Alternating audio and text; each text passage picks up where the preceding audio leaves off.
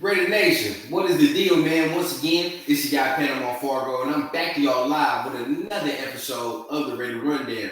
And today, man, we got to go over the keys to victory for the Las Vegas Raiders. What do they need to do to come away with a win against the Detroit Lions on Monday night, right? I'm going to give you keys on offense, keys on defense, and we're going to see what the Raiders need to do to be able to come away with that deal. So without further ado, let's go ahead and get this intro started, and let's get this show cracking.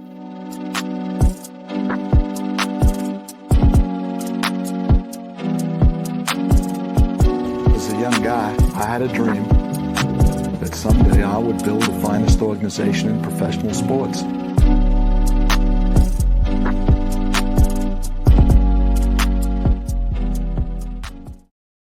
What is the deal, Raider Nation? Like I said, it's another episode of the Raider Rundown. Make sure you guys tap it on the like, on the subscribe button, and please hit on that little notification bell so you get updated whenever I drop episodes like this one. Right, chill.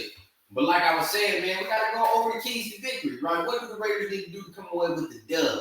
So this team right now, this is going to be the toughest team the Raiders have faced so far this season, all right? They're pretty well put together. The roster's pretty stout. They're a nice physical group. And at the end of the day, they're coached very, very well. So this is a team the Raiders are going to have to bring their A game against. No ifs, ands, or buts, man. That's it. Point blank, period. The Raiders got to bring their A game in this game in order to come out with a win. Because, as we saw last week, Detroit ended up getting their ass whooped 36-8 to a very good Baltimore team. And to a Detroit team who feels like they're on the ascension, they're right there, they're close, that's a kick in the stomach. So obviously they're going to come with some type of anger, some type of let's fuck them up. Let's fuck the Raiders up. And just to put it simply, just to put it bluntly, that's exactly what the plan is going to be.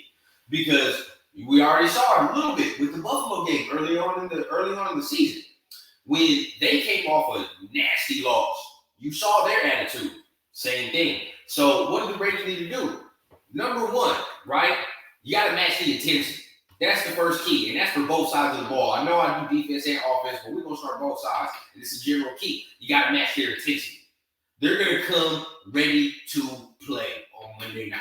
All right, they're in front of a primetime stage. Like I said, they feel they're on the ascension as a team, as an organization. So they're going to try to show the NFL world and the world's point blank period that they are that type of team. So you got to match their intensity. That's number one. So, and if you don't do that, then we're going to look embarrassed after the game. That's what's going to happen because they're coming out here to be physical. They're coming out here to punch us in the mouth, and they're coming out here to be intense. And that's the type of team they are. That's the type of team we have to be, and we have to match that physicality and intensity. So that's one. Number two, this is for the defensive side of the ball, okay? Now, we talk about our defense, and last week it was so-so against a rookie quarterback in Tyson Bagent. But Patrick Graham kind of took some responsibility and accountability, right, about what he needed to do in order to put the players in better positions. He took accountability a little bit and said, all right, man, there's some of that's on me. So what I expect this week, okay, is more blitzes. You have to blitz more. Why? Because Detroit has turned their offensive line around, and they have one of the better offensive lines in the league. Okay, so we always say get pressure to the quarterback, right? But it doesn't necessarily mean you have to get pressure with just 4 down linemen. This game is going to be really imperative for Patrick Graham to throw some exotic blitzes in there, man. Throw some 5 to 6 man blitzes, maybe damn near 7 sometimes if you got to. Throw them at Jared Goff, make him speed his timing up in his clock, okay? Because we can't allow Jared Goff to sit back there and kill us with that play-action game, okay? And that's the main thing that they're going to try to do. They're going to try to kill us with that play-action game. So we're going to have to throw some type of blitzes because we're not going to be able to get pressure with just 4 down linemen. Max Crosby may be able to hold his own, but the 3 other guys on the line are not going to be able to do the same thing. So we are going to have to throw some blitzes. That's the second key. Third key, we're going to stay on defense, right? And I just said that they're going to try to kill us with the play-action game, but how do you set that up, folks? You got to run the ball.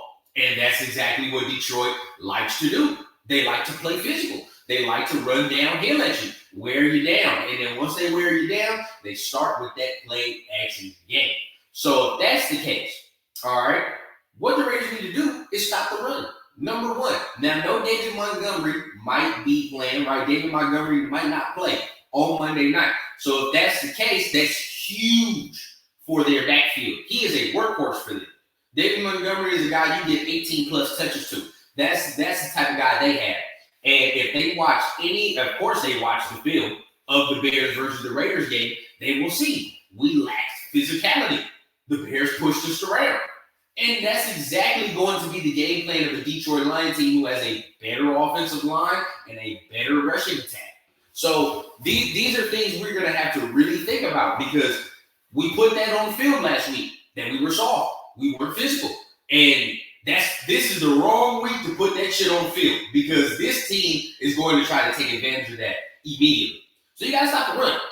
Got to stop the run, because if you stop the run, that then diminishes the Detroit passing attack with the play action. It diminishes. Okay, Jared Goff isn't a guy that I don't think they want to be dropping back 40, 30 plus times a game with no play action, no run game to speak of. That's not the type of quarterback you want to do that against. So we'll be able to cause some pressure. If we're able to cause some pressure on him, we'll be able to throw Jared Goff off his timing. But in order to do that, you got to stop the run first. And that should have been the key before the play action and the pressure. But you got to stop the run.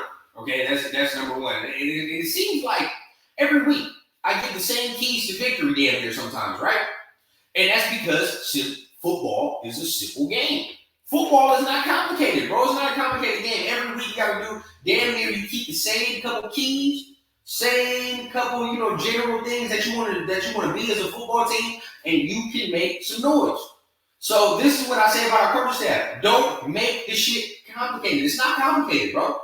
And that's what Detroit about to come out here and do. Detroit, yes, they run a lot of modern shit as far as their offense, but it's real simple. Run the ball. You know what I'm saying? Get physical. Let our offensive line and defensive lines dictate the game. So that's what football is. So we have to match that. So, like I said, keys. One, you got to match the intensity. Two, on the defensive side of the ball, you have to get pressure. You have to throw more blitzes. That's on Patrick Graham and the coaching staff. The second key. Got to throw more blitzes. You got to get more exotic. Number three, this is more on players and coaches, but you got to stop the run as well. You got to get physical. Now, the coaches can call something, but they're not out there tackling, wrapping up, and playing with physicality. That's on the players. And that takes us to our fourth key. And we're still on defense. You got to tackle. You have to fucking tackle. Last week, we said it before the game. The Bears are going to throw a lot of quick shit at you. They're going to run the ball. And that's exactly what they did. But the problem with that was you were not tackling. So then you allow the Bears to get an extra 5 to 10 free yards after they break a soft-ass tackle, right? That can't happen this game. That happens this game on Monday night, they are going to smell that. Smell the blood in the water and continue to try to get physical with us and really lean on us. That's exactly what they're going to do. So you got to tackle.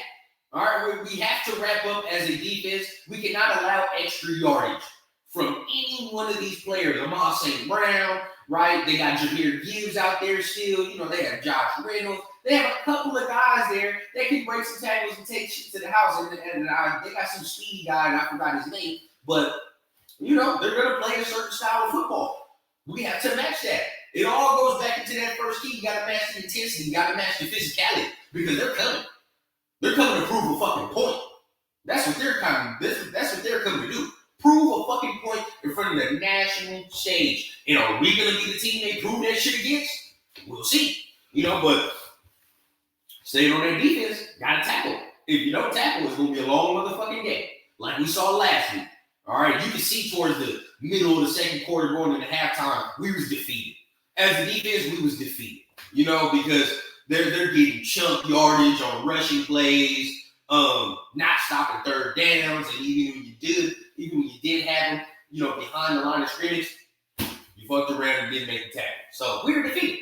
Gotta stop that. Now we move on to the offensive side of the ball. What does the offense need to do? Like we said, if Jimmy G was healthy, he was gonna play.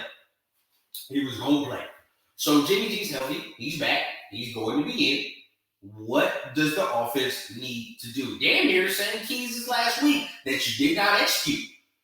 Spread the ball around and go downfield. Please, for the love of God, bro. I don't know how much Raider fans have to endure watching plays after game, watching clips after games of our guys streaking wide the hell open, right? Wide the hell open on the field, and our quarterbacks blatantly throwing checkdowns after that. I don't know how much we have to suffer this. And I don't know what the fuck they're watching in the film sections, right? What are the quarterbacks watching in the film sections?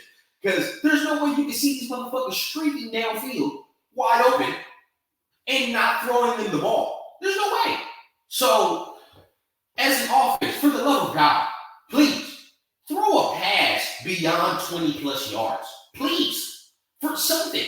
Because that's going to then bump into that next key. Get Josh Jacobs going. If Jimmy Garoppolo can stretch the field, just at least 20 plus throws, right? Give me like a 25-yard throw. Give me I don't know how many of those we've seen. You know, a 30-plus yard throw. Give me one of those, bro. We've seen like every one of those this whole season. Once you do that, okay, because guys are open. This is the difference, right? It'd be different if we had receivers and we had tight ends who aren't getting any separation, no space, can't run routes. It'd be different. Right, then I give it a little bit of a pass because I'm like, well, damn, it's a tight window throw, every goddamn deep throw. You know, like, what can he do? But when you have guys open of this nature, you have to hit them, bro. You have to hit them. They're NFL open. Most of the time, they're wide ass open. So you got to hit them.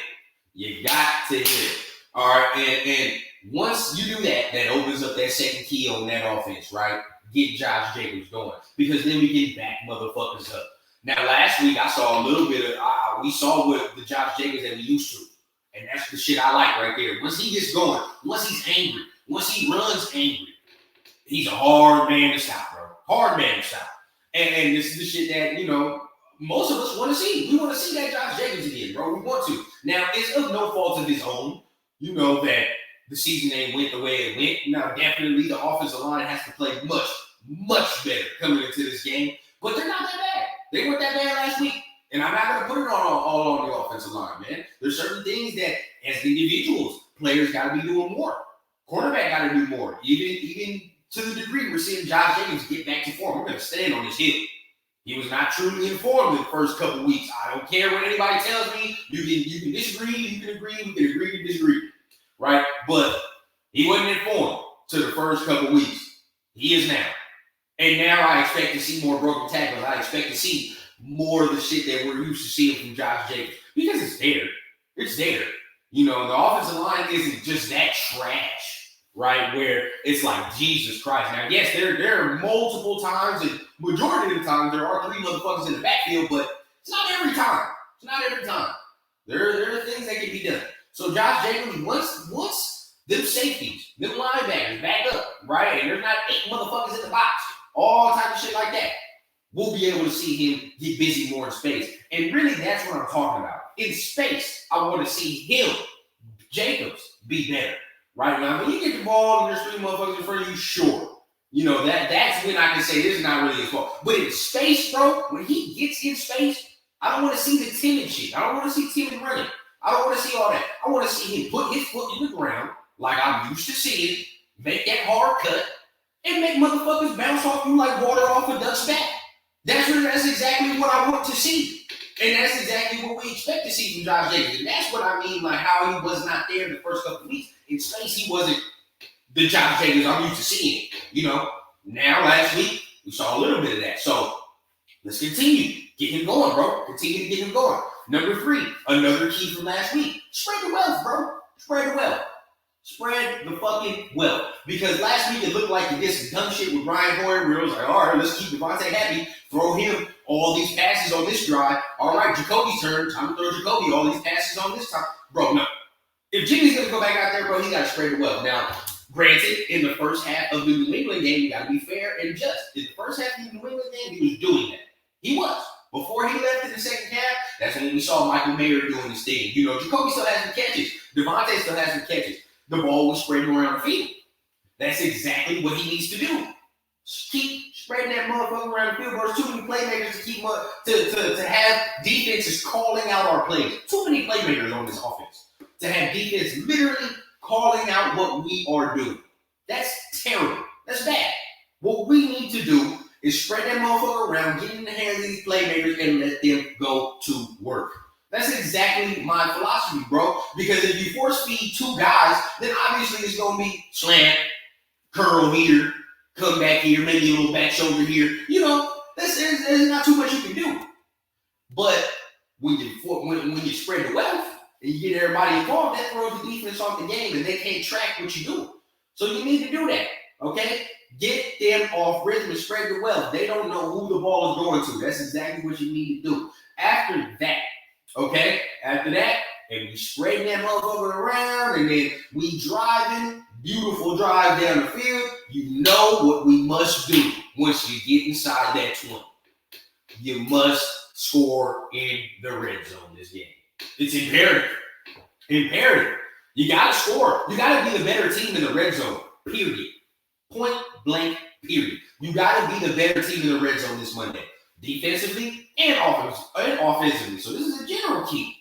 Defensive-wise, bro, you got to keep them. You got to hold them to 3 points. You got to bend but don't break. All right, do I fully expect us to do what Baltimore did to Detroit? Not really. But if Patrick Graham is smart, he could watch that film and take a little bit of what Baltimore did and apply it to this game. But we're not fully stacked like the Baltimore defense. So do I expect us to hold them to 6 points? No. But I do expect us to be better situationally than we have been last week. We have a better situation on third down, on crucial down, in the red zone especially. You got to be better than them. On the defensive side of the ball, you got to hold them to 3 points. What we always say, the 4-point swing, bro. You hold them to 3 points, and on the offensive side, you start to get busy in the red zone, score 7 instead of 3. That's the 4-point swing. You feel what I'm saying? We have to be able to execute that because teams execute that against us all the time. Touchdowns for them, field goals for us, and now we're clawing our way back into games, and it's harder for us because, you know, throughout the entirety of the game, we were only taking field goals and not taking as much points as we should. Now, towards the fourth quarter, we got to claw our way back and score like 8 goddamn points, 12 points in fucking 2 minutes. This is not conducive to winning football, bro. We can't do that. So we got to be better in the red zone, both sides of the ball. So this is going to be one of them games, man. And so what's the whole rundown of it? What's the basis of it? This is going to be one of them games, bro, that's going to test your heart. And it's going to test the locker room character, okay? Or it's going to test the temperature of the locker room. Why do I say that? Like we were discussing early on in the week, if we see this team come out with some passion, we see this team come out with some fire, some physicality and intensity, that obviously means that's not a team that has quit on their head coach. Okay, if they come out ready to play, ready to work, you know what I mean, get busy, and we see that intensity that we're used to seeing, then that's a team that has not quit on their head coach, and that's a team that's still fighting. They're still trying to make something happen, okay? And they're still in that winning mode, and that's something we want to see. But and for all you Josh McDaniels haters, that's probably something you don't want to see. But if you don't want to see the Raiders do well and win, then what the fuck are you here for? But number 2, right? If we see them come out and they're flat, lethargic, and you can't give me the excuses. The East Coast game, it's a Monday night game. Can't give me that excuse. So they come out flat, lethargic, not doing what they're supposed to do, missing tackles, not looking interested, then we know there's a fucking problem. We know there's a problem. And now we know we're on that downhill spiral. All right? Regardless of whatever the outcome of the game is, I don't want to see that piss poor effort that I saw last Sunday, right? That is the last thing I want to see. Like I said, regardless, of course I want the Raiders to win, but regardless of the outcome, I need to see effort, I need to see intensity, I need to see physicality. Because if I see that, I can live with whatever outcome, right? That's just me personally. I can live with whatever outcome. As long as I see them things, we can work. So the rundown of it is, like I said in the beginning, they got embarrassed last week. And for a team that's on the ascension, playing another team that's at a certain level, because Baltimore's at a certain level now, right? They got Super Bowl aspirations. Detroit is a team on the up and coming who feel like they can get into the playoffs and then whatever happens, and build upon that. To get your ass whooped like that, that's going to leave a sour taste in your mouth.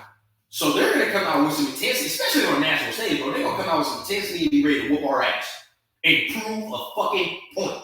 You know what Dan Campbell is about, so you know what the team is about for Detroit. They're going to try to prove a fucking point and get physical and bully us and throw us around. So what the fuck are we going to do?